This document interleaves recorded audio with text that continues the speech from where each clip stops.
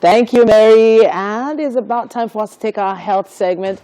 We have the one and only noisy Naija pediatrician, Dr. Ayodele Renner, in the studio with us today. And we're going to be talking a bit about the importance of doing, the do's and don'ts of the first 28 days for a newborn. Welcome to the show. Yay, hello Titi. Hi, Mom. Wow, really? Yeah. I didn't see that one coming. Yeah, it came. Yeah. Hi, really nice to see you, Titi. Oh, thank you very much. Thank you very much. You came with your megaphone, I can see. Please, can I have it? Thank you. You want to very see much, it, but please. you can't use it. I know. You can't use it, but you can hold it. This is, as you see on the internet, say loud it for the people at the back. Okay. For the people at the back, they've left the class. Loud it. Can you guys hear me? Yes. Yeah. Okay. So why are we louding this particular issue? Okay. So this particular issue is when concerning children in the first month of life. So the first 28 days of life are very important, such that if any child below 5 years is going to die, it's likely going to happen in the first 28 days of life. And so the first 28 days of life are so critical for us, so we need to tell parents what to do and what not to do in that critical period. Okay, beautiful. All right, so I need to pick this up. Yeah, let's take this. It's off, right? Yes, it's off. It's off completely. Let's put that on the side there. So I need to ask the first point, the very first thing parents need to either do or not do in the first 28 days of life. Now, what if a newborn was to write a CV, the top of the application would be to eat. So we have to show them something quickly. Let's show them what you're talking about. But we'll be talking about that a little bit after this.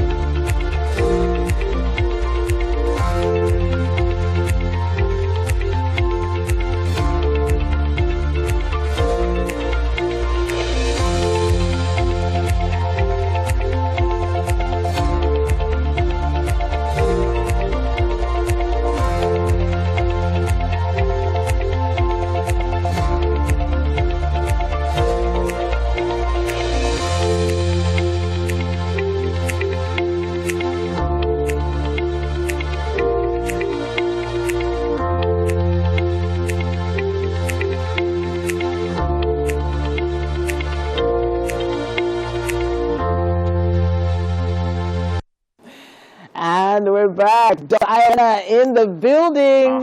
Yeah. So the first 28 days of life, very critical.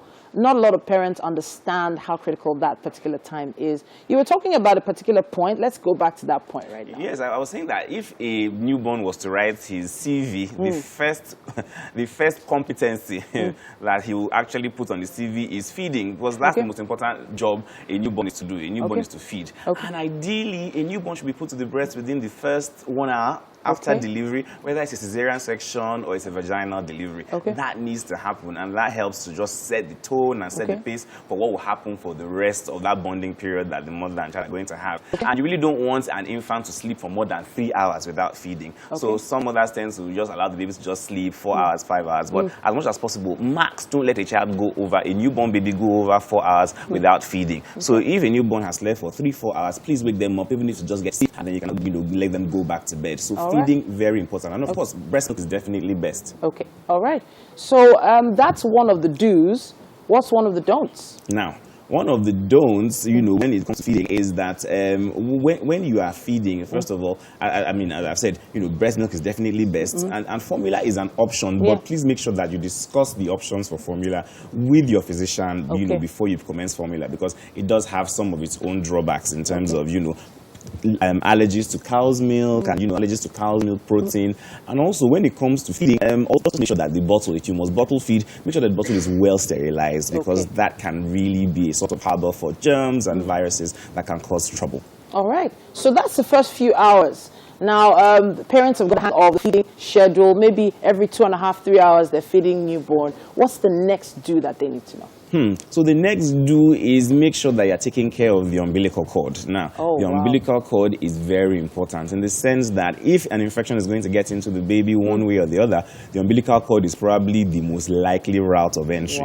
And that means that, you have to, usually in most hospitals, what's recommended by the WHO is that you actually use a gel called chlorhexidine gel. Now, chlorhexidine gel is applied just once a day, and as a matter of fact, you should try to leave the umbilical cord outside the diaper rather than tucked into the diaper, because if it bleeds, if it starts to look odd, then if it's out of the diaper, you're more likely to notice it, and it's likely to get drier faster when it is out of the diaper rather than tucked in. And so we don't want you to use anything like herbs or anything like, I mean, I've heard some stories whereby some people use cow dung. Actually, yes.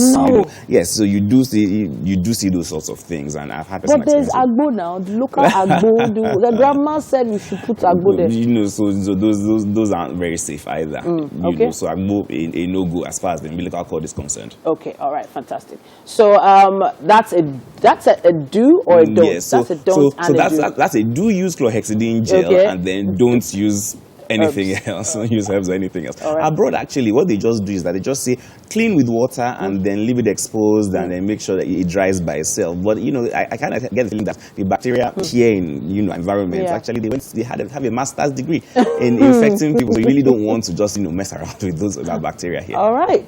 So the parents that are probably writing notes right now, they should. What is the next thing that they're going to be jotting down as quickly as possible? Okay. So the next thing that they really should be taking consideration into is bathing time. So how should you bathe a newborn? Ideally, you should bathe a newborn just once a day. Some people say that you should actually bathe the newborn twice or thrice a week, but I wouldn't recommend that for a very hot and humid environment. So what you want to do is that bathe them once a day in the morning with water that is really between 37 and 38 degrees. You want to go higher than that because that tends to dry out the skin of the newborn. So make sure that you're bathing them just once in the morning, and in the evening all you need is a warm washcloth because they are not going to a factory to go and carry cement. So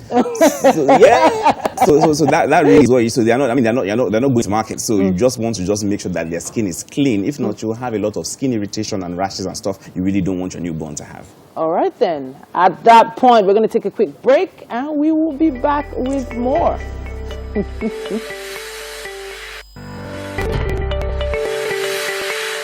Welcome back. And we have Dr. Ayodele Renner in the building, and we've been talking about the most important do's and don'ts for the first 28 days of life. Some amazing points you've brought up already. And if you missed it, please visit our social media pages. Later on, we'll be putting all of that out there one more time. But I know there's still some very salient points you need to give us. Very important. And so I don't want to be the person that pokes, the grandmothers and the grandmas that come for the omugo, but unfortunately it's inevitable. I have to poke them because there are lots of rituals that we do, in our environment, and unfortunately, while they might be you might think they are good, but sometimes they can cause harm. So, for instance, there are it's a tradition in some places that babies get a sort of massage. That's more than a massage, actually. It's a pulling. So they pull and they fold and they bend sometimes the baby up because the baby is thrown up because they feel like, the baby will lose fear. The baby will be very fearless. A warrior, a war, a fight. So they kind of do that, and I've actually experienced it that a grandmother threw the baby up. Her hands were slippery with soap, and the baby actually fell through her hands, landed on the ground, and unfortunately the child didn't make it. The child actually died.